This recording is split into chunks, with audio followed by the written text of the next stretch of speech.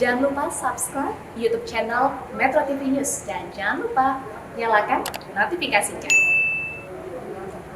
Pemirsa, mulai tahun 2021, pemerintah daerah diberikan wewenang dan mengizinkan kegiatan belajar mengajar secara tatap muka tanpa melihat zonasi resiko penyebaran pandemi. Namun, Pemda tidak bisa serta-merta memberlakukan KBM tatap muka.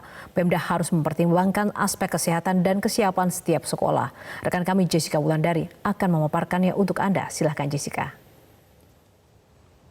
Ya, Yohana dan pemirsa, kemarin pemerintah pusat lewat Mendikbud Nadiem Makarim menyampaikan kalau di tahun 2021 pembelajaran dapat dilakukan dengan tatap muka di sekolah. Nah, nantinya Pemda yang akan memberikan kewenangan apakah sekolah siap atau tidak siap untuk melakukan pembelajaran secara tatap muka. Hari ini kita akan membahas sebetulnya apa saja alasan, kemudian dampak dan juga bagaimana persyaratan agar Pemda bisa memperlakukan pembelajaran secara tatap muka. Di slide pertama kita akan melihat keterangan dari Mendikbud Nadiem Makarim yang menyampaikan perbedaan besar di SKB sebelumnya ini adalah peta zonasi resiko tidak lagi menentukan izin pembelajaran tatap muka. Ini emang berbeda dibandingkan pada sebelumnya pada bulan Agustus yang menyampaikan kalau pembelajaran secara tatap muka ini dapat dilakukan hanya di zona kuning dan juga zona hijau. Namun saat ini tidak lagi mempertimbangkan peta zonasi. Mengapa demikian? Ini kita lihat ada keterangan selanjutnya. Pemda akan menentukan sehingga bisa memilih daerah dengan secara detail. Nah, pemerintah pusat ini menilai kalau Pemda yang paling mengetahui bagaimana kesiapan dan juga kebutuhan dari setiap daerah untuk memberlakukan pembelajaran secara tatap muka. Di slide kedua kita akan melihat sebetulnya apa sih alasan dari pemerintah pusat untuk memberlakukan pembelajaran secara tatap muka.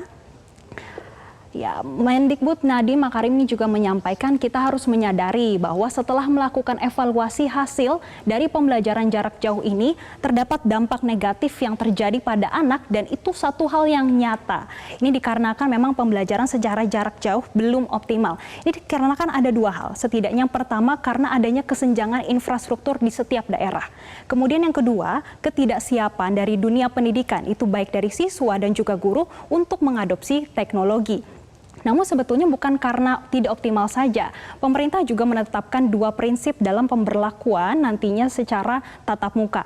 Yang pertama ini dengan mempertimbangkan kesehatan baik dari masyarakat, kemudian siswa dan juga guru. Dan yang kedua ini pemerintah memiliki prinsip kalau ini tidak wajib.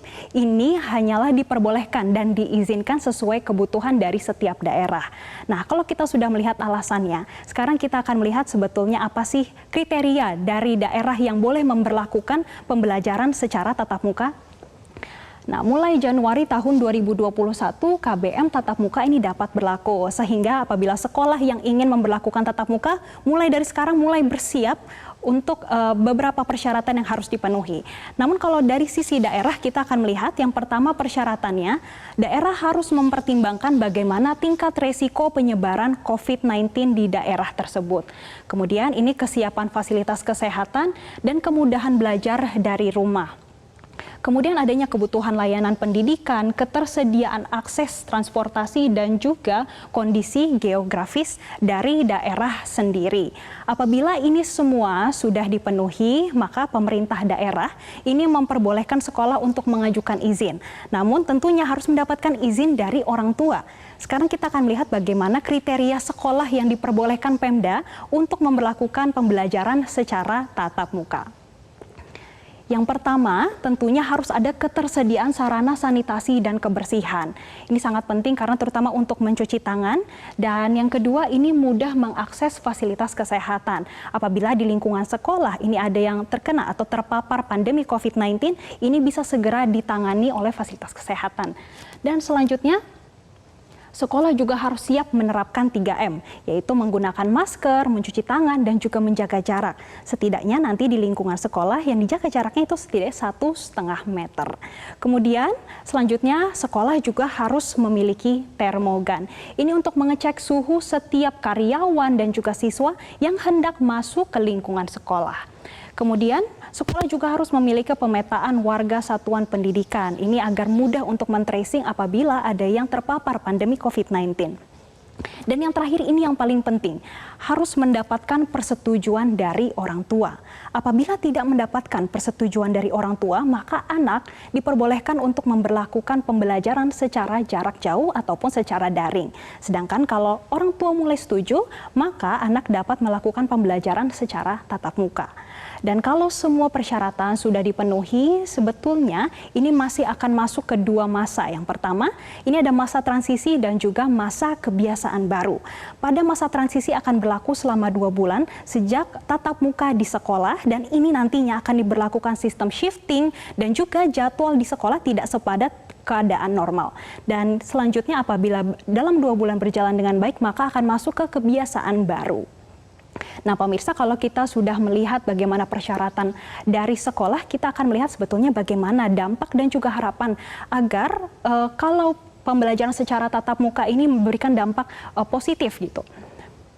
Ini yang pertama, kalau dampak negatif nih KBM tidak tatap muka, pertama adanya ancaman putus sekolah. Ini kita harus melihat anak harus bekerja. Ini dikarenakan kondisi finansial dari keluarga yang terpapar, maksud kami yang terdampak dari pandemi COVID-19. Kemudian yang kedua, masih ada persepsi orang tua kalau pembelajaran secara jarak jauh itu tidak optimal seperti tatap muka. Yang kedua ini adanya kendala tumbuh kembang. Ini kita melihat adanya kesenjangan capaian belajar. Ini dikarenakan adanya perbedaan dan juga kesenjangan infrastruktur pendidikan di setiap daerah. Kemudian selanjutnya ketidakoptimalan pertumbuhan pada usia emas. Ini dikhususkan untuk anak PAUD yang biasanya dikatakan dalam usia golden age. Selanjutnya anak juga akan kehilangan pembelajaran perkembangan karakter karena anak sangat jarang bersosialisasi dengan lingkungannya. Kemudian kita akan melihat bagaimana ada tekanan dan psikososial dan juga KDRT. Ini menyebabkan stres terhadap anak. Karena anak tidak bisa bersosialisasi dengan lingkungannya, terutama dengan guru, teman-temannya, dan juga dengan siswa lainnya. Dan yang terakhir, ada KDRT yang tidak terdeteksi. Dikarenakan ini guru tidak bisa melihat secara langsung apakah ada KDRT di rumah terhadap anak atau tidak. Nah pemirsa, sebetulnya kalau kita melihat paparan tadi, yang paling penting adalah pemerintah daerah betul-betul mengenal dan juga bagaimana melihat kesiapan dari setiap daerah serta sekolahnya untuk memberlakukan pembelajaran secara tatap muka. Nah demikian paparan kami, kembali ke Anda, Yohana. Baik, terima kasih Jessica untuk ulasannya yang komprehensif.